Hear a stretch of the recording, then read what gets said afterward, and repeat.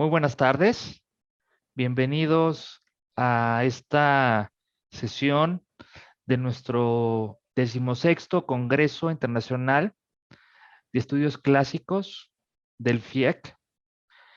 El día de hoy tenemos el placer de presentar una conferencia magistral del doctor Emiliano Buis, un colega de la Universidad de la UBA.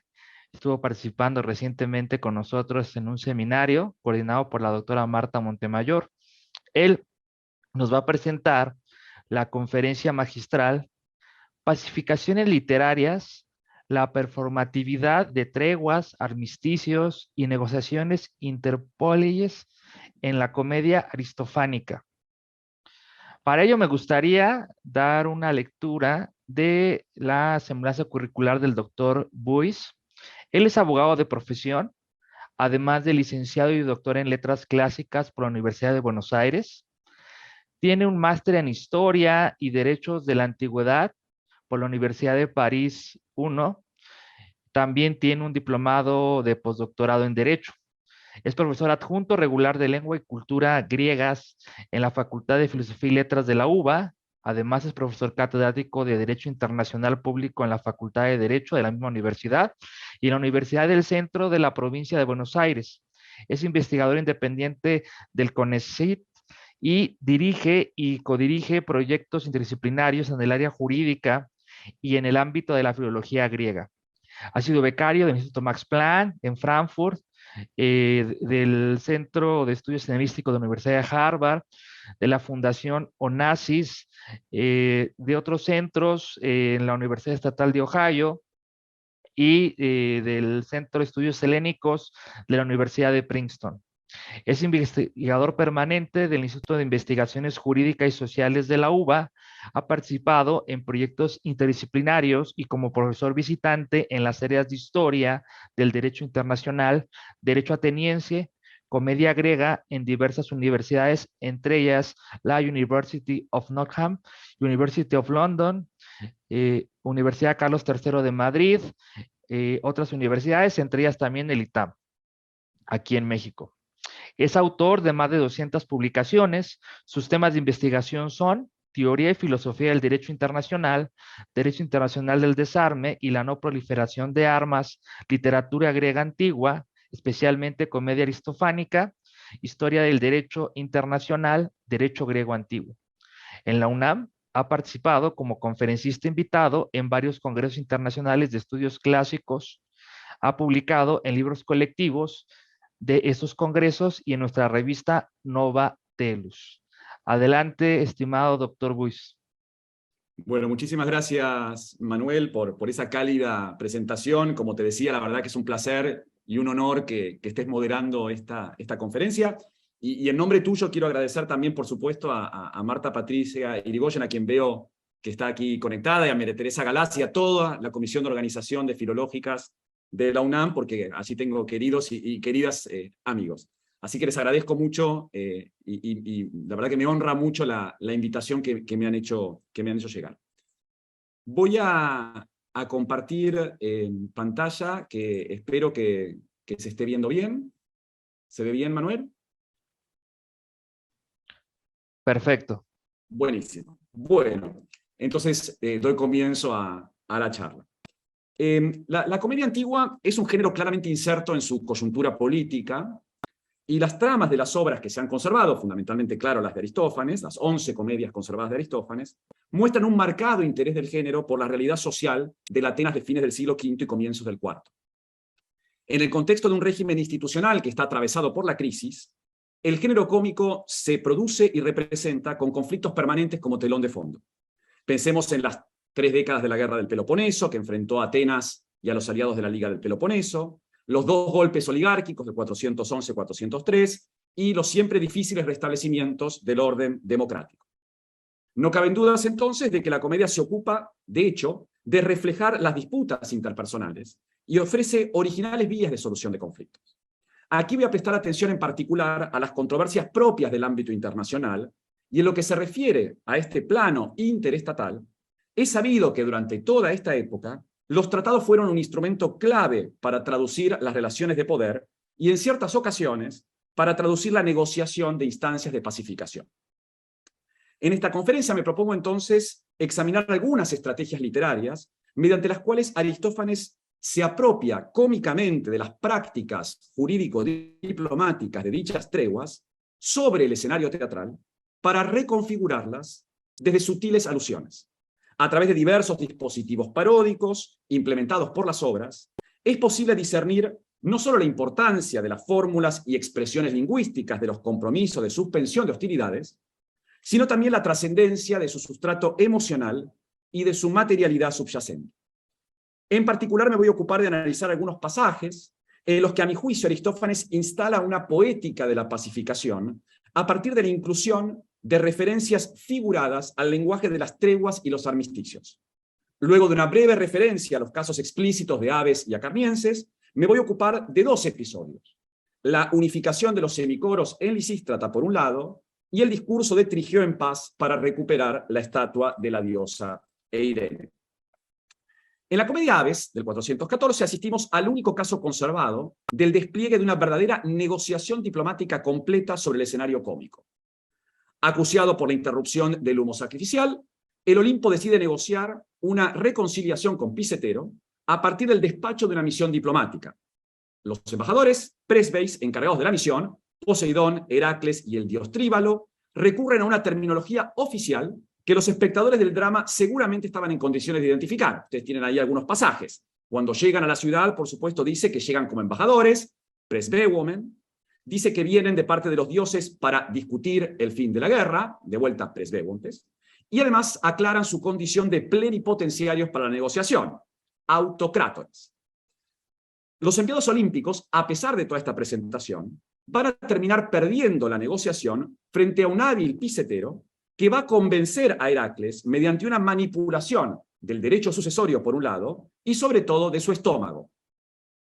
Leo el pasaje que tienen en pantalla. Pisetero dice: pero no fuimos nosotros los primeros en comenzar la guerra contra ustedes. Y ahora queremos, si les parece, y si finalmente ustedes desean actuar justamente, acordar la paz, ¿no? Spondás poieistais. Nuestra justa exigencia es esta: que Zeus nos devuelva el cetro a nosotros los pájaros.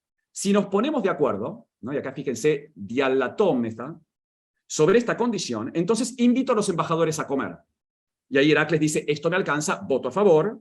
Y Poseidón, por supuesto, se lo recrimina: pero ¿qué dices, desgraciado? Eres un gordo tonto, le vas a sacar a su padre su tiranía. Heracles, pues entonces, vota a favor de Pisetero. Poseidón va a votar en contra, y el tercer embajador, el Tríbalo, va a decidir, porque es el tercero que tiene que desempatar, y su falta de comprensión del griego le va a servir al héroe cómico para conseguir el triunfo final. Este ejemplo de Aves muestra el fracaso de las embajadas tradicionales. La comedia evidentemente se vale de las formalidades diplomáticas explícitas para desarticularlas. Solo así tiene sentido el caso de Acarnienses, que es el segundo caso que me interesa, en el que la falta de acuerdo con los espartanos va a llevar al protagonista, Diciópolis, a negociar una paz privada. Dice Diciópolis: y tú toma estas 8 dracmas, se lo está diciendo a Anfiteo para que vaya a negociar, y haz la paz con los espartanos para mí solo, y para mis hijos y mi consorte.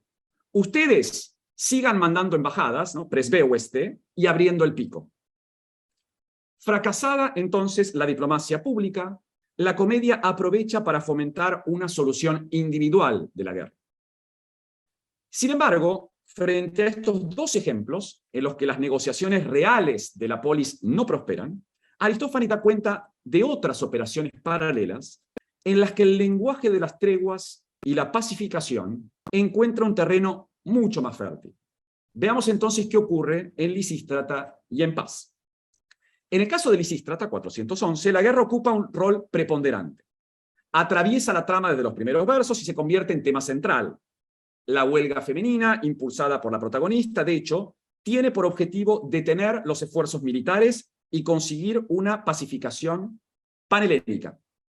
En el caso de Atenas, la mutilación de los Hermes y la derrota de la expedición de Sicilia 3 años antes se había convertido en un hito de desesperanza que motivó una profunda crisis en el sistema político. La toma del poder sexual en manos de las mujeres se percibe en la obra como una alternativa humorística sustentada en la imperiosa búsqueda de la paz. A través del plan de Lisístrata, las mujeres acuerdan abstenerse de tener relaciones sexuales hasta que sus maridos, agotados, resuelvan deponer las armas y permitir así la salvación de la Hélade. En la segunda parte de la obra, nos encontramos con un episodio explícito de encuentro diplomático, la discusión en torno del cuerpo de diálague o reconciliación. En efecto, sobre la escena vemos que las ciudades-estado son representadas por agentes embajadores, quienes, presas de su incontinencia sexual, reconocen haber sido enviados con el mismo fin: llegar a una reconciliación que, en palabras del representante ateniense, solamente Lisístrata estaría en condiciones de poder conseguir. Dice: hablan ustedes muy bien, por cierto, y también nosotros queremos eso mismo. ¿Por qué no llamamos entonces a Lisístrata la única, precisamente, que sería capaz de reconciliarnos, ¿no? Dialaxeien. Se describen entonces luego las virtudes de Lisístrata para la resolución de conflictos, desde una presentación en la que la seducción femenina se entremezcla con la masculinidad propia de la labor retórica. Cito: hola, la más valiente de todas, Andreiotate, ¿no? La más varonil de todas.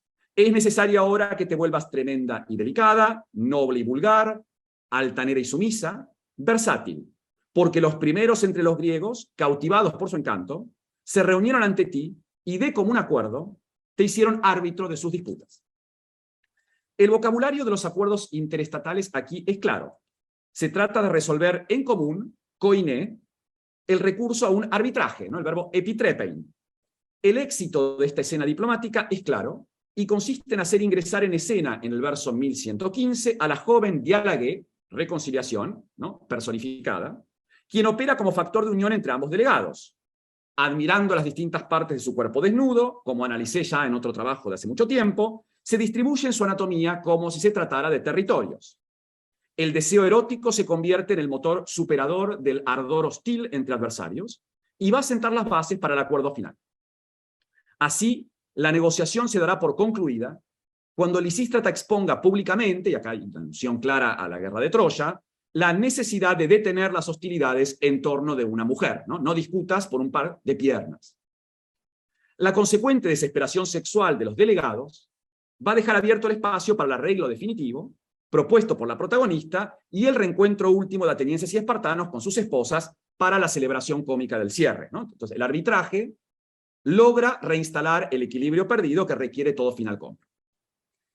Un análisis, sin embargo, del contexto en el que se inserta este episodio muestra, sin embargo, que la tregua final haya interesantes antecedentes en la obra. De hecho, justo antes del ingreso de los embajadores, en la escena se encontraba solo el coro, dividido hasta allí en los dos semicoros, el de las mujeres ancianas y el de los hombres. Ambos corifeos en ese punto interactúan en un diálogo de 57 versos, en los que, a mi entender, preanuncian la cumbre diplomática que va a coordinar Lisístrata, mediante apelaciones a la idea del arreglo y el restablecimiento de la concordia perdida. Ese pasaje justo anterior a esta escena que acabo de describir, que la crítica de hecho ha subestimado, considerándolo una escena de transición entre los encuentros de Cinesias y la escena de reconciliación, presenta algunos elementos textuales que reproducen en una microescala la dinámica emotiva del enfrentamiento bélico y las estrategias para una superación mediante una tregua diplomática hacia el interior del coro. Cuando el diálogo se inicia, el líder del semicoro masculino proclama la existencia de una máxima general que tiñe su mirada con relación a las mujeres. Dice: no hay fiera más indomable o incontrolable que la mujer. La dimensión de la violencia y el control es evidente y opone en los versos siguientes, en boca de la otra corifeo, el odio como emoción propia de la hostilidad y la amistad duradera, ¿no? Dice: y sabiendo esto te pones a pelearme, maldito, cuando me podrías tener como una amiga firme. Y después dice: es que yo nunca dejaré de odiar, ¿no? Ni son, a las mujeres. Fíjense, el odio y la amistad en los polos opuestos. Este estado de cosas, determinado por la enemistad, aparentemente inalterable, se va a interrumpir apenas la mujer se ofrezca a cubrirle la desnudez a su interlocutor. Dice: ay, pero ahora no voy a permitir que estés así desnudo, pues veo que eres objeto de risa. En cambio, acercándome a ti, te voy a poner la túnica. La puesta en acto de una sutil retórica del cuidado sustentada en la pretensión de ayudar al otro mediante la remoción de una molestia, comienza a desandar el camino del enfrentamiento para instalar uno de aproximación. En cuanto las mujeres devuelven los vestidos a los ancianos, la positiva reacción del corifeo, dice, por Zeus, esto que hicieron ustedes no está mal, deja espacio para pensar en la posibilidad de un cambio de actitud afectiva entre los grupos. Yo me había despojado de ella, de la túnica, dice, por un terrible enojo. Recibir la ropa implica, pues, empezar a deponer la ira. La estrategia de la corifeo recurrirá luego a un segundo nivel de acercamiento discursivo, esta vez a través de la alabanza y la adulación. Primero, dice, ahora pareces un varón, y segundo, ya no eres objeto de risa. El halago, claramente fingido, opera como un exitoso engaño de atracción. La presencia luego de un periodo hipotético y real genera enseguida un nuevo recurso de negociación en el que se invierte el ofrecimiento unilateral de ayuda para llevar al anciano a formular el pedido de favores por parte del otro. Esto es típico de la negociación diplomática, ¿no? Que el otro pide un favor. Si no me hubieses amargado, yo incluso te habría sacado este bichito que tienes ahora metido dentro del ojo. La táctica de informar lo que podría haber sucedido si hubiera habido otra actitud surte efecto inmediato, en cuanto el corifeo reconoce estar sufriendo por esa molestia ocular y emite una solicitud de asistencia a partir de claros imperativos. Tíralo para afuera y cuando me lo hayas sacado, muéstramelo. En términos sintácticos, la estrategia de la mujer, fundada una vez más en gestos salameros y en maneras cautivadoras, vuelve a rendir frutos. Ella finge aceptar el requerimiento de mala gana, afirmando que lo va a cumplir a pesar del mal humor de quien lo pide. Dice, bueno, lo voy a hacer aunque eres un cabrón por naturaleza. Consigue entonces retirar la alimaña del ojo, acción que merecerá, de parte del beneficiario, una gratitud inmediata. Dice, por Zeus, ¿cómo me hiciste un favor? Porque desde hace mucho me había estado excavando un pozo, a tal punto que, desde que me lo sacaste, me corre mucho llanto. Si, como sugiere López Eire, la extracción del mosquito del ojo representa, simbólicamente, la deposición de la cólera belicista, en este apaciguamiento cobra relevancia que el acto se describa en términos de cooperación, ¿no? El verbo onínemi, de hecho, se refiere al auxilio vinculado con un servicio prestado o un favor brindado. Y al rescatarse el carácter útil de aquello que se otorga, es claro su vínculo con las pretensiones típicas de los intercambios de colaboración en el ámbito de las relaciones políticas. Las consecuencias del apoyo son inminentes, porque una vez más recurriendo a una proposición adverbial concesiva, la corifeo le remueve el llanto y, contra la voluntad de la contraparte, lo besa. Nos dice, te voy a secar el llanto, aunque seas un maldito, y te besaré. A partir del juego entre el ofrecimiento de servicios y la resistencia, ¿no? Algo que además es muy caro, digamos, al tenor sexual de la obra, se dramatizan las prácticas de dones y contradones propias de la política exterior. Cuando las débiles resistencias del líder del semicoro de varones se ven vencidas por las prácticas persuasivas de la mujer, se preanuncia el triunfo de la negociación. Allí la interacción desencadena por parte del primero un retorno al punto de partida, aunque ahora con otro alcance. Ojalá que no lleguen ustedes en buena hora. Son aduladoras por naturaleza y es correcto y está bien dicho aquel refrán que dice que ni con las muy dañinas ni sin las muy dañinas. En una suerte de reincomposición, volvemos al comienzo de la escena con una calificación negativa y una gnome claramente reconocida por el auditorio. Sin embargo, la situación ahora ya es otra. Ante la constatación inicial de que las mujeres eran salvajes, ahora el proverbio reconoce la imposibilidad de que los hombres vivan sin ellas. Se consagra la reconciliación en términos que resultan significativos para mi análisis, porque la exclusión original se reemplaza ahora por un acuerdo que remite al lenguaje propio de los tratados de paz de la época. Ahora acuerdo la paz contigo, y en el futuro no haré nada malo ni lo sufriré de parte de ustedes. Pero unámonos y todos en común comencemos el canto. El verbo spendo, en primer lugar, se emplea habitualmente para las libaciones con las que se sella un acuerdo. De hecho, spondai es el término frecuente en los testimonios atenienses de la época para describir la alianza con los pueblos extranjeros. La expresión toloipon en el futuro presenta fuertes reminiscencias jurídicas, porque es la fórmula habitual para asegurar la irretroactividad de las cláusulas de un acuerdo. Y esto claramente imagina que las obligaciones que se plantean se van a derivar hacia el porvenir como consecuencia del convenio asumido. Los verbos en futuro, drazo y peisomai, refuerzan los compromisos recíprocos. Y tanto el verbo synstello como la forma koiné, en común, describen la comunión del acuerdo con un léxico similar al que luego va a aparecer en la escena de los enviados diplomáticos.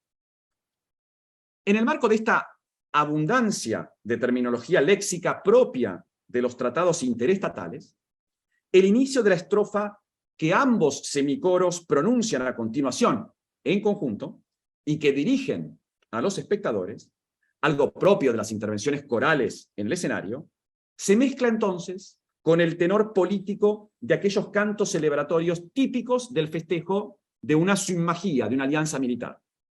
El preanuncio en ritmo trocaico de un banquete a los extranjeros incorpora los elementos propios de la hospitalidad diplomática, sobre todo si tenemos en cuenta que luego de cada negociación exitosa, los atenienses solían invitar a los enviados extranjeros a una cena en el Pritaneo. Dice el coro ya unido: vamos a invitar a comer a unos huéspedes caristios, hombres nobles. Esta alusión a los caristios instala al final de la intervención del coro la dimensión internacional. Sabemos que Caristo era una polis aliada de Atenas, que había colaborado con la invasión de Corinto en el 425 y más recientemente había participado en la expedición a Sicilia. Su presencia entonces funciona como preludio adecuado a lo que va a ser la resolución del conflicto. Pero a todo esto es posible ofrecer una vuelta de lectura.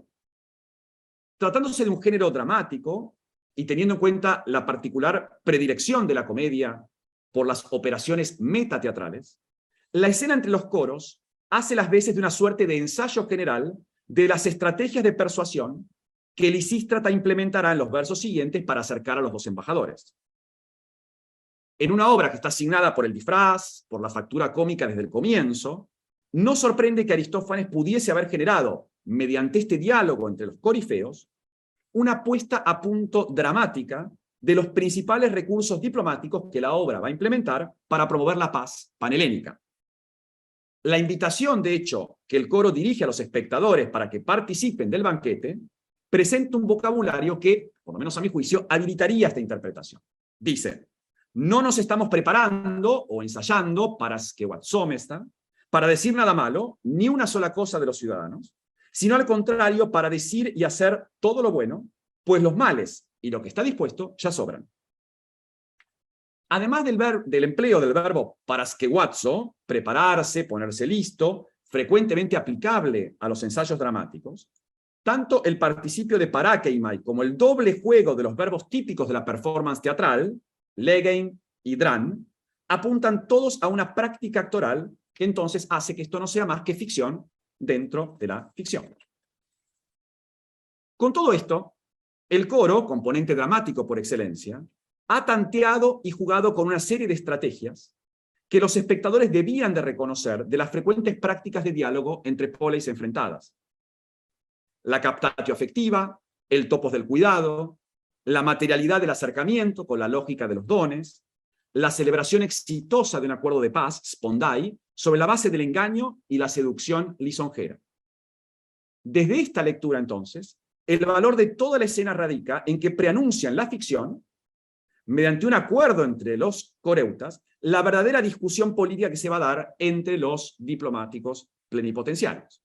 Podemos decir entonces que estos versos operan en el plano de la representación cómica como un ensayo performativo del despliegue diplomático que la engañosa Lisístrata va a llevar adelante en los versos siguientes. Otro ejemplo interesante, y voy a pasar ahora a la comedia Paz, de este manejo literario del vocabulario de los acuerdos, como dije, proviene de esta comedia que fue representada en las Grandes Dionisias del 421, es decir, 10 años antes de Lisístrata y pocos días antes de la firma del llamado Tratado de Paz de Nicias. A pesar de que hay un trasfondo histórico muy claro en la representación de paz, y contrariamente a lo que pasaba con Lisístrata, la obra sorprende porque en su libreto casi no aparecen alusiones directas a la guerra del Peloponeso que acuciaba a Atenas. Al contrario, el comediógrafo nos ofrece una pieza que, lejos de la realidad del público, procura crear un mundo lejano en el que el protagonista se distancia, físicamente incluso, del universo real, para recuperar a Paz, personificada, la estatua de Eirene, que está atrapada en una caverna. La dimensión alegórica y utópica, que de hecho la crítica ha rescatado de la pieza, ha servido como clave de lectura, a mi juicio, en desmedro de un interés por explorar los entretelones políticos. La obra, como sabemos, comienza con un designio claro del héroe cómico, el campesino Trigeo. Quiere preguntarle a Zeus qué piensa hacer con el destino de los griegos. El plan ambicioso, como todos los planes de los héroes cómicos, se consuma rápidamente a través de una clara parodia del viaje de Belerofonte en su Pegaso. Montado en un escarabajo gigante, Trigeo va a arribar al Olimpo, ya hacia el final del prólogo de la pieza, y se dispone a poner en contacto el mundo de los mortales con el ámbito de los dioses. Es Hermes el encargado de anunciar que los dioses han abandonado el Olimpo y de explicar que Pólemos, la personificación de la guerra, tiene retenida a Eirene, a la Paz, en una caverna. A partir de allí, las metáforas vinculadas con la materialidad definen claramente la situación de conflicto bélico cuando se explique en detalle el plan de Pólemos a través de la descripción de una serie de acciones determinadas por su violencia. Voy a leer el diálogo. Trigeo pregunta, ¿qué es lo que prepara hacernos? Hermes, solo sé una cosa, que anoche metió en casa un mortero de enorme tamaño. ¿Y en qué va a usar ese mortero? Está planeando machacar en él tus ciudades. Pero mejor me voy, porque mi opinión está justo a punto de salir, al menos está haciendo ruido dentro. Ay de mí, desgraciado, me voy a escapar con cuidado de él, porque me pareció a mí también oír una voz de mortero de guerra. La descripción de los actos de Pólemos en boca de Hermes adelanta el plano de la materialidad con una serie de términos que se asemejan a los empleados en el pasaje metateatral de los semicoros de Lisístrata que acabamos de ver. Los verbos drao, focalizado en la actividad, paraskeuatsomai, que remite a los objetos, taskewe, llevan a preguntarse por el propósito de Pólemos. Su objetivo es machacar las ciudades. Tribein, tas, poleis. La metáfora gastronómica, que de hecho caracterizará toda la comedia, de principio a fin, con un sentido especial a partir de la descripción de la guerra, como si fuese una preparación de una pasta con poleis molidas, ¿no? La mención de esta salsa, ¿no? Mytotos, instala un cruce entre lo público y lo privado. Pronto se va a canalizar a través de un objeto central, que es el mortero, hyeia, en el cual se van a mezclar los ingredientes. A mitad de camino entre el plano de lo culinario y el plano bélico, el mortero va a funcionar como un instrumento de guerra, que se personifica mediante la emisión de un sonido humano, thegma, en el último verso del pasaje citado. Las ciudades, ingredientes de la receta, se van a contraponer al accionar del cocinero Pólemos y de su mortero. La falta de una mano de mortero, sin embargo, va a demorar cómicamente que puedan entremezclarse y procesarse las sustancias. Pólemos, de hecho, le va a pedir a su asistente, Alboroto, Kidoimos, que le alcance una mano de mortero que él no tiene, pero precisamente Alboroto va a buscar la mano de mortero y fracasa, un fracaso diplomático, porque ni los atenienses ni los espartanos tienen disponible una mano de mortero que les pueda eventualmente brindar. La culminación de la escena, entonces, precisamente va a demostrar esto, en cuanto Pólemos obligue a Alboroto a recoger todos los objetos e irse, ¿no? Dice, acá tienen los pasajes en donde le pide, ¿no?, la mano de mortero, dice que vaya a buscar una a los atenienses, y acá, finalmente, cuando termina la escena con el fracaso de la misión diplomática, dice, agarra todas las cosas y llévatelas, yo mismo voy a hacer una mano de mortero adentro. Leído en su totalidad, el episodio puede comprenderse desde la identificación de los múltiples niveles que explican el accionar político en tiempos de una guerra. Sujetos, verbos y objetos traducen la lógica del ejercicio unilateral del poder.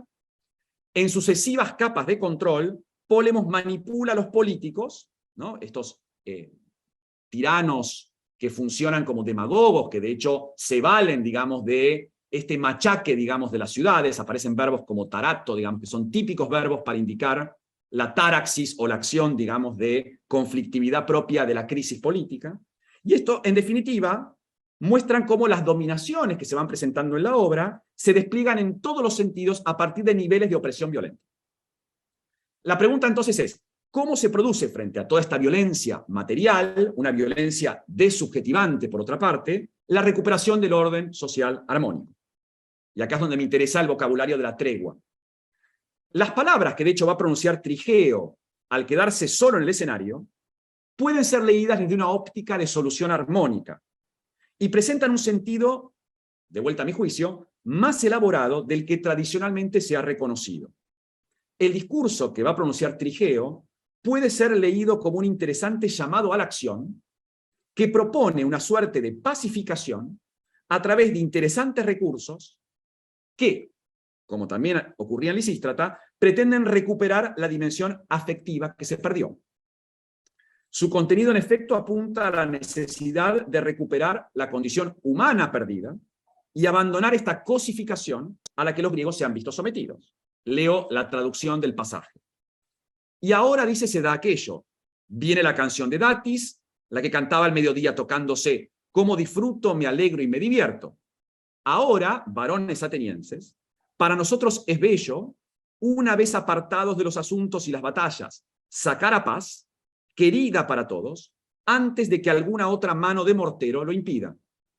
Entonces, campesinos, comerciantes, carpinteros, artesanos, metecos, extranjeros y aliados, vengan acá, toda la gente, lo más rápidamente posible, teniendo palas, palancas y sogas, porque ahora podemos tomar el buen espíritu, el buen daimon.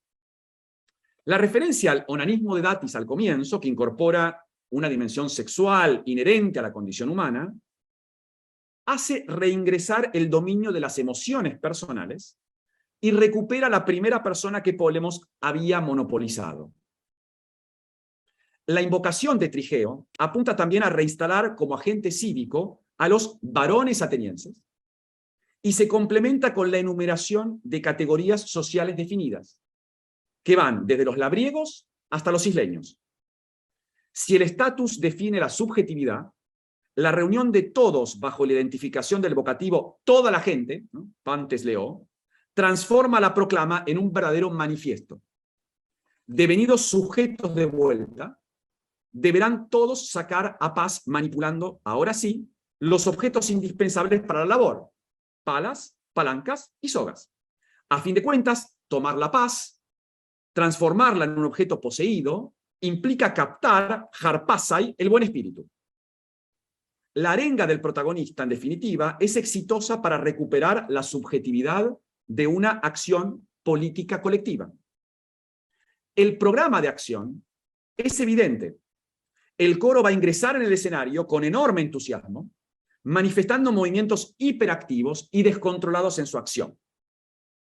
El llamamiento es replicado por las palabras del corifeo, quien usará las mismas expresiones y apuntará al éxito de la labor panhelénica. Dice: encamínense todos acá con buena predisposición directo a la salvación.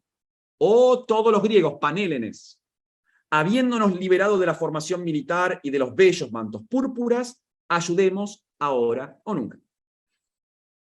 Invocada la necesidad de una salvación grupal, corresponderá poner manos a la obra. El reingreso en escena de Hermes va a llevar enseguida a que se encare la puesta en acto de una celebración ritual. Cito de vuelta. Vamos, apúrate y sostén la copa para que nos pongamos a actuar después de hacer una plegaria a los dioses. A partir de allí, y como prefacio del rescate de Irene, se inicia la escena de la libación. En el pasaje, que viene a continuación, los comentaristas se han limitado a identificar, con mucho criterio, elementos constitutivos propios de las plegarias a las divinidades. En efecto, Trigeo, Hermes y el corifeo interactúan en estos versos con fórmulas propias de las expresiones de celebración religiosa. En tanto participantes de un ritual colectivo, se dirigen hacia los dioses, ¿no? Euxamenoi, van a hacer una plegaria a los dioses, para hacerles llegar peticiones a favor de los celebrantes y de maldición contra quienes no respeten su voluntad. Sin embargo, esta clave exegética ofrecida por los editores, la que ve en esta referencia una alusión a una plegaria religiosa estrictamente, me parece insuficiente para advertir la pregnancia semántica de todos estos versos. La mirada entonces que propongo procura complementar esa interpretación religiosa para incluir otro horizonte de lectura relacionado con el plano político-diplomático al que he estado haciendo referencia. De hecho, postulo aquí que estas intervenciones reproducen, con clara intención humorística, un léxico propio de la firma de acuerdos que, como en el caso de Lisístrata, replica el telón de fondo de las negociaciones entre atenienses y espartanos. Hermes, de hecho, instala la ceremonia en los siguientes términos. Dice Hermes: libación, libación, hablen bien, hablen bien. La duplicidad de spondé, que de hecho marca formalmente el inicio de la práctica ritual, permite pensar en las solemnidades propias del preámbulo de los acuerdos de paz, identificados, como dije, precisamente en griego como spondai. La insistencia en el concepto es notoria y se refleja enseguida en la presencia del participio spendontes apenas se describe el objeto de la plegaria. Es el pasaje que tiene a continuación. Cito: al hacer estas libaciones, esperemos que este día comiencen muchas cosas buenas para todos los griegos, y que quien con buena predisposición ayude con las sogas, que ese hombre no tome nunca el escudo. La mención del carácter panhelénico de la invocación divina da cuenta de quienes se involucran en el ritual, ¿no? Dice geles in passing, lo tienen en color verde en el pasaje citado. Esta alusión al conjunto de los griegos, que hace eco del panélenes, ¿no?, de todos los griegos que mencionamos antes, muestra que con el vertimiento del vino se consolida una actividad capaz de unificar a los habitantes de distintas poleis. Con ello se subsume una dimensión claramente internacional. Por lo demás, en el propio sintagma se mencionan las cosas buenas, en naranja, ¿no?, polón, cagazón, que se esperan. Los editores advierten aquí una parodia de las palabras del enviado espartano Melesipo, quien se había quejado de la imposibilidad, en esta misma época, de impedir la guerra, ¿no? Esto fue un poco antes, en rigor de verdad, según Tucídides muestra en el libro 2. Dice: y él, es decir, habla de Melesipo, cuando estuvo en la frontera y a punto de separarse, se marchó tras decir que ese día comenzarán grandes males para los griegos, ¿no? Fíjense la contraposición entre el agazón y el cacón. El inicio de la plegaria se ve entonces impregnado de referencias al plano político de las relaciones exteriores, en la medida en que la armonía entre los pueblos aparece como elemento estructurante del objetivo buscado. Por lo demás, en contraposición al mal augurio de Melesipo, este episodio va a instalar la idea de que detrás de la performance religiosa se van a alcanzar cosas buenas, como el mismo Trigeo señala al aludir expresamente a los agathá en el verso 453. Una comparación textual del pasaje, y estoy llegando ya hacia la última parte, con las referencias de Tucídides al contenido de la paz de Nicias del mismo año, permite explorar el alcance de todos estos ecos al derecho internacional en el episodio. En efecto, sabemos que este acuerdo entre atenienses y espartanos, como informa el propio Tucídides, fue ratificado, cito, inmediatamente después de las grandes Dionisias. Según Hall, esto significa, probablemente, que si el festival terminó el día 13 del mes de el Acebolion, la asamblea debió de reunirse el 14, es decir, al día siguiente, para elegir la delegación que partiría a Esparta, donde el acuerdo sería firmado unos días después. Este dato cronológico no es menor, porque tratándose de las grandes Dionisias, en la que los extranjeros estaban presentes, la representación de la comedia paz se da en un contexto social particular en el que muchos habitantes de diversas ciudades griegas, interesadas en alcanzar una tregua, estaban en el teatro como espectadores de la obra. Aprovechando entonces la inmediatez entre puesta en escena y debates diplomáticos coyunturales, Aristófanes advirtió la conveniencia, y esta es mi interpretación, de recurrir a una parodia de las propuestas que se están barajando. Si bien muchas de las alusiones probablemente se nos escapan, ¿no?, nosotros que estamos leyendo la obra contemporáneamente, la lectura del pasaje de Tucídides, en que se describen las cláusulas acordadas, a mi juicio brindan un punto de anclaje interesante. Por lo pronto, Tucídides define la paz de Nicias como spondai, ¿no? Usa el plural para identificar, además, la firma de un juramento solemne. Además, en el testimonio historiográfico se afirma que las primeras disposiciones apuntaban al ámbito religioso, en la medida en que se habilitaba la libre circulación de las embajadas sagradas y se otorgaba autonomía al santuario de Apolo en Delfos. Tienen el pasaje en pantalla, no lo voy a leer. Las referencias explícitas a la religiosidad en Aristófanes permiten comprender la eficacia literaria de insistir en estos planos superpuestos. El mensaje poético parece claro. Detrás de los rituales de libación subyacen sutiles elementos del discurso político interestatal vigente. Entre estos guiños encontramos en Paz alusiones a la deposición del escudo como materialización de la pretendida interrupción de las hostilidades. Esto es significativo, ¿se acuerdan que en Paz se decía dejar el escudo? Porque en términos semejantes, el acuerdo de Nicias también preveía, según Tucídides, cláusulas referidas a no tomar las armas. Tienen en pantalla este pasaje del libro quinto de Tucídides. Incluso en este pasaje, la insistencia en la buena predisposición entre ambas partes, de hecho, anticipa el lenguaje también que Paz está usando, ¿no? Donde también la idea de que había que actuar de manera predispuesta, ¿no? Prothumos, aparecía con el mismo adverbio, ¿no? En Tucídides y en Paz aparece la misma idea de actuar de acuerdo con la buena predisposición.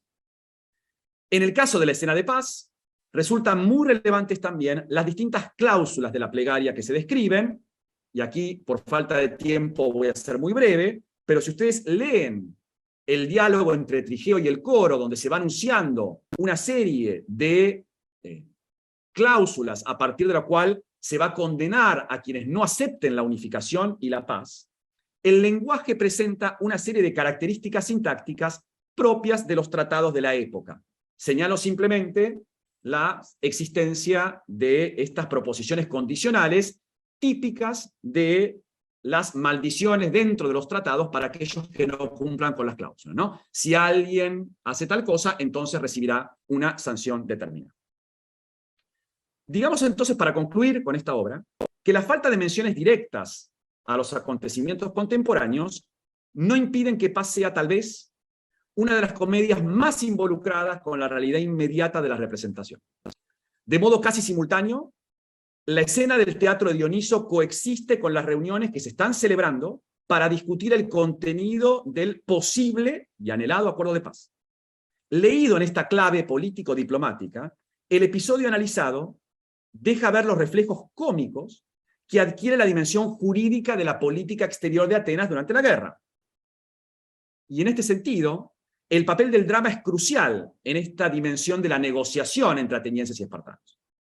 En él se harán explícitos los vínculos entre las delegaciones religiosas de las que se ocupa el acuerdo de Nicias, en el lenguaje de Tucídides, theoría, ¿no? una embajada religiosa, y el propio personaje mudo de Theoría, que, como alegoría en la comedia Paz, va a aparecer en escena y que Trigeo va a presentar ante los prítanes. Trigeo dice: consejo, prítanes, miren a Theoría, observen cuántas cosas buenas traigo para darles. Por supuesto que hay que hacer eco aquí de cosas buenas, ¿no? Agazá, ya aportadas por las libaciones y la paz. Entonces, en Aristófanes, la religión y la política se cruzan en el escenario.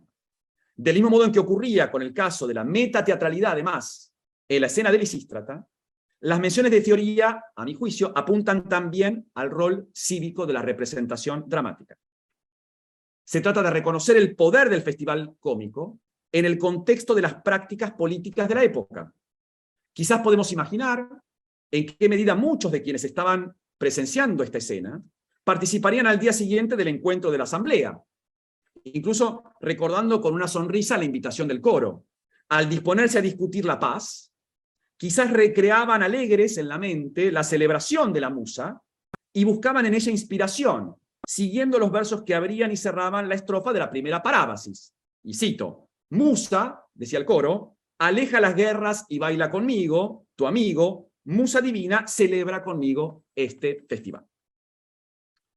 Para concluir, un estudio de las negociaciones diplomáticas en los testimonios de la comedia ática no solo debe limitarse a la presencia explícita en escena de embajadas y tratados, cosa que ocurre, por ejemplo, en el caso de la embajada olímpica en Abes, los tratados de paz de Disiópolis en Acarnienses, o la reconciliación de los delegados ante el cuerpo de Diálague en Lisístrata.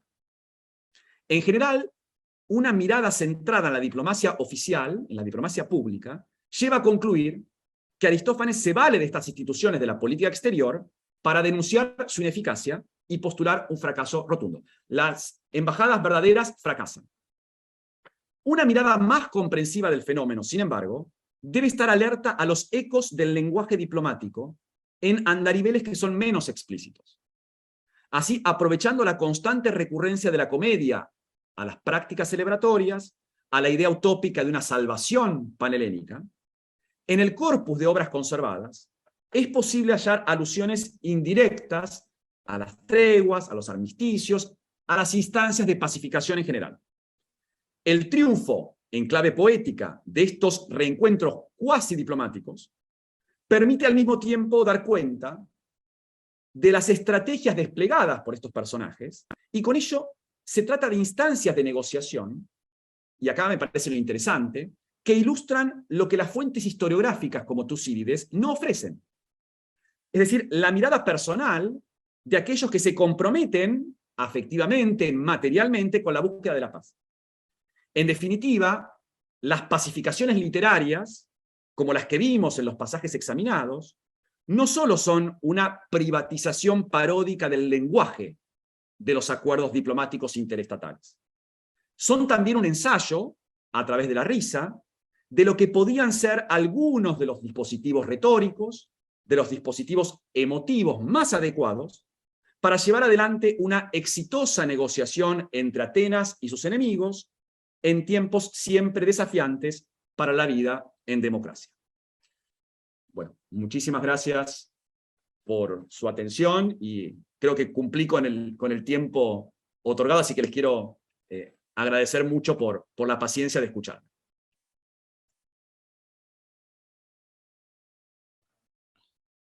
Muchísimas gracias, doctor Emiliano Buis. Una conferencia magistral extraordinaria.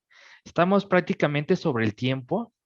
No sé si alguien quiera hacer una pregunta sobre lo que se presentó ahora. Entre tanto, saludo que veo muchos nombres conocidos, así que agradezco la presencia. No quiero nombrar a ninguno porque me voy a olvidar de otros, así que agradezco a todos y a todas. También he estado revisando aquí el chat del YouTube y todo en orden.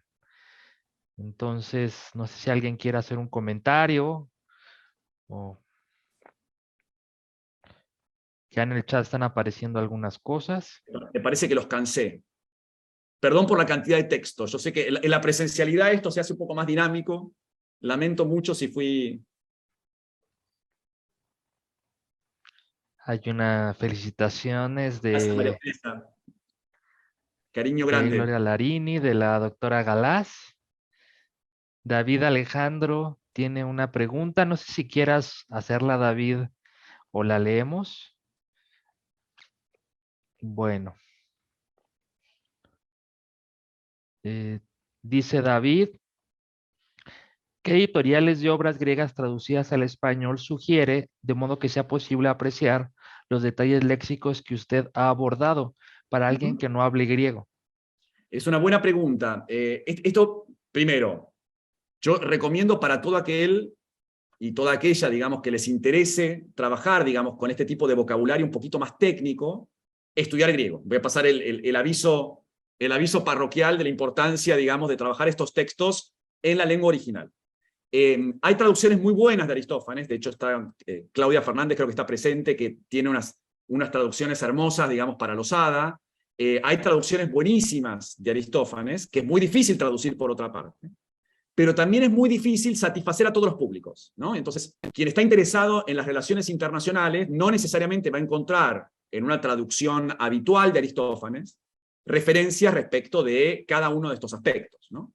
Del mismo modo en que quien está interesado en el estudio de la ciencia no va a poder encontrar en las traducciones de los textos clásicos necesariamente referencias constantes en las notas a este tipo de cuestiones. Con lo cual, siempre mi sugerencia es la misma, ¿no? Que es la lectura de traducciones y luego, frente al interés que puede despertar el texto, si el manejo del griego es limitado, ir a buscar una edición crítica del texto, al menos para ver el vocabulario, ¿no? Es decir, y ahí sí, en las ediciones críticas, las buenas ediciones críticas, que, insisto, las hay y muchas, suelen traer verso por verso un comentario, ¿no?, a cada una de las expresiones que pueden ser más problemáticas, y en muchos casos hacen alusión a alcances técnicos de ciertas palabras o comparan ciertos pasajes con otros pasajes contemporáneos registrados, ¿no? También, como parte de aviso parroquial, nosotros estamos lanzando ahora, desde un grupo de trabajo en derecho griego que estoy coordinando hace unos años, vamos a lanzar unas traducciones de algunos textos, sobre todo para un público que viene de un interés más bien jurídico. Es decir, para abogados y abogadas que están interesados en tener fuentes de la antigüedad, fuentes griegas en este caso, que puedan ser más accesibles. Entonces, estamos ofreciendo un texto en griego para que se pueda comparar, pero sobre todo con traducciones y notas focalizadas en cuestiones que pueden resultar de interés para un público que viene más bien del ámbito de lo jurídico, ¿no? Estamos lanzando ahora un primer discurso de Lisias. La idea es seguir un poco con oratoria, pero también abrir otros géneros, y quizás en algún momento recurrimos a algunas traducciones de obras dramáticas con un interés un poco más marcado en cuestiones más técnicas.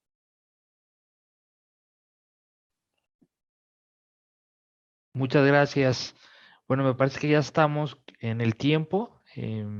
No sé si se pueda extender un poco porque hay la mano alzada de Christopher. Sí, yo no tengo problema, no sé en términos de organización, pero yo adelante. Por las dudas, igual, para quien esté después, voy a dejar mi mail, porque yo sé que esto es tirano, porque acá no hay café. Podemos Claro. tardar un poquito, yo creo, Manuel. Bueno, adelante, Un adelante. poco de tiempo. Entonces, si le das la palabra al anterior, Christopher creo que tenía la palabra. Christopher, sí. Hola, Adelante. muchísimas gracias, señores y señoras.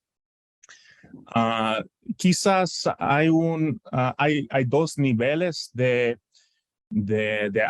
alusión entre las poleis, porque también en las obras de los tradegia, de la tradegia hay interacciones entre las ciudades. Correcto. Correcto. Entonces, no sé, gracias. Gracias, Christopher. Sí, efectivamente, en tragedia, por supuesto mi área es más el trabajo con la comedia, pero he trabajado en algunos textos alusiones a la política diplomática en tragedia, ¿no? En el caso de Orestía, por ejemplo, es un caso muy interesante, ¿no? Euménides, por ejemplo, es una obra donde el vocabulario a las alusiones diplomáticas, a los acuerdos, es altísimo, ¿no? Y es altísimo sobre todo hacia el final de la obra, ¿no?, cuando la diosa Atenea incorpora, ¿no?, a las erinias como Euménides. El vocabulario, digamos, es todo un vocabulario de la persuasión que claramente tiene mucho que ver con la cuestión diplomática, más allá de que, por supuesto, estamos con la figura de Orestes, y en este momento hay un tratado entre Atenas y Argos. Es decir, hay todo un despliegue en la retórica, digamos, que estas obras ponen en escena, de un vocabulario de las relaciones interpoleis, que me parece a mí sumamente interesante, ¿no? Esto en tragedia ha sido trabajado también. Hay varios autores que tienen lecturas muy interesantes, digamos, sobre Atenas como una ciudad a la que se recurre con súplicas internacionales, y Atenas es representada como hospitalaria, digamos, en términos de lo que brinda al resto del mundo griego. Así que agradezco, Christopher, porque esos niveles son interesantes en todo el drama ateniense, ¿no? También estoy trabajando con Menandro, que sería la comedia nueva, y ahí también, aún en otro contexto histórico, lo cierto es que Menandro tiene una enorme cantidad de alusiones a las realidades diplomáticas en el mundo helenístico, ¿no? Y esto me parece que también son fenómenos para analizar. Muchas gracias. Me parece que el doctor Gerardo quiere comentar algo porque abrió su cámara. Bueno, sí, quería en primer lugar felicitarlo. No pensé que todavía hubiera tiempo, y después de Christopher, pero Pues muchas gracias por la participación, muy estimulante para este congreso. Y bueno, también aquí yo veía la posición, obviamente, del autor de Aristófanes en relación con la política exterior de Atenas, ¿no? Entonces, la crítica que normalmente se hace, digo, había un espacio muy claro para una crítica que venía, diríamos, tal vez, yo creo, desde una posición más o menos conservadora por parte de Aristófanes y pues yo estaba pensando en las críticas actuales que ya se perdió realmente una forma, digo, existe todavía, pero ya no tiene, y el impacto es mínimo en relación con el teatro, ¿no? Y entonces ahora serían los memes los que más, digo que es desgracia pues para nosotros, ¿no? Cambiar el teatro por los memes que son los que están guiando ahora la crítica Total. entonces pensaba en esto, vamos, ¿no? Tanto crítica como también apoyos, pero el teatro ateniense, pues, digamos, era un espacio de reflexión política, de formación política, pero también, diríamos, en general en oposición a las políticas de la democracia ateniense en esa época, el 425, estaban deseando ya salir de esos problemas y luego no saben lo que les vendría después. Exacto, Pero, exacto. Sí, sí. Ahí, Gerardo, coincido, digamos, en Aristófanes hay una lectura siempre respecto de toda cuestión política que lleva a una crítica muy fuerte respecto del modo en que se conducen los asuntos políticos contemporáneos. La gran duda es si Aristófanes con esto está criticando la democracia o está criticando el mal uso que de la democracia hacen los malos políticos, es decir, los demagogos. Esta es la gran discusión respecto del posicionamiento aristofánico. En la política exterior es claro que cada vez que hay un reflejo de la política exterior real, en general Aristófanes es muy crítico con esto, ¿no? Estoy pensando en el comienzo de Acarnienses, al que no hice referencia, pero donde incluso aparece un embajador que viene a rendir cuentas de lo que hizo en una misión a Persia, y uno se da cuenta claramente de que el embajador lo único que hizo fue actuar de manera corrupta, obteniendo bienes del Estado de manera desmesurada para una misión que además se revela como un fracaso total, ¿no? De hecho, dice traer incluso persas que no son persas. Es decir, es como el colmo, digamos, de la mala diplomacia. Entonces, la crítica es que evidentemente hay gente que se está aprovechando de esta situación de guerra para hacer, digamos, sus negociados diplomáticos, y Aristófanes claramente a esto lo plantea como una denuncia, ¿no? Esto no quiere decir que la retórica, digamos, de la negociación, y esto es lo que quise mostrar, no aparezca, y me parece que aparece de manera un poco más sutil, es decir, se puede hacer buena diplomacia, se puede realizar estrategias. Es lo mismo que la gran retórica, ¿no? Aristófanes se queja de quienes abusan de la retórica, de quienes son casi, les diría, sofistas del lenguaje, pero al mismo tiempo él usa retórica, ¿no? Entonces, critica la diplomacia institucional, pero al mismo tiempo él despliega los recursos de la diplomacia de manera muy habilidosa y muy eficiente, ¿no? Gracias, Gerardo. Siempre es muchas un gracias, muchas gusto gracias. escucharte. Muchísimas gracias a ambos. Bueno, pues ya prácticamente estamos ya a unos minutos de las 2 de la tarde. Yo les agradezco mucho a todos por sus comentarios, las felicitaciones, doctor Buis. Realmente un placer. Me voy corriendo porque tenemos la sesión de Derecho y Literatura a cargo moderada por la doctora Marta Montemayor. Hasta luego, muchas gracias. Gracias a ustedes. Suerte, nos vemos ahorita. Gracias. Gracias a todos y a todas.